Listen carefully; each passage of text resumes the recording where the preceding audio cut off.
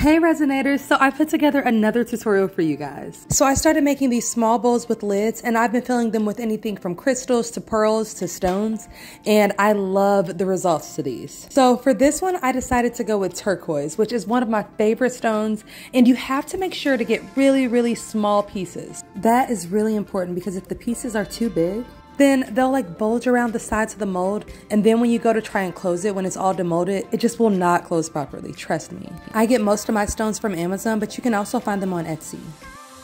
I always get a little bit messy with this part because it's so tedious trying to get all of these little stones into the freaking mold. But anyways, once you get the bottom and the lid filled in, you want to very slowly pour the resin. Now this part is really important. One thing you will hear me preach is patience. So make sure that you are going super slow when you pour it in. And that way you can give the resin time to soak all the way down to the bottom without spilling over the sides of the mold. And this is by far the most satisfying part, filling it all the way up. And look at those cute little bubbles, I love them. So anyways, same deal with the lid. You want to fill it up very slowly.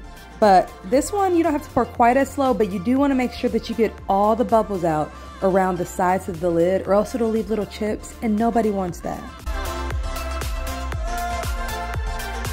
Now for this bowl, I'm using Dr. Crafty, which is one of my favorite resins if you want to have crystal clear results. I love this one. So once you get these bowls demolded, oh my gosh, it's just the most beautiful look. They're so unique. I literally love these. One of my favorite things about these bowls is that they have a really nice weight to them, and they feel like cool to the touch like a stone does, and I think it's just so cute. So let me know what stones or crystals you would like to see next.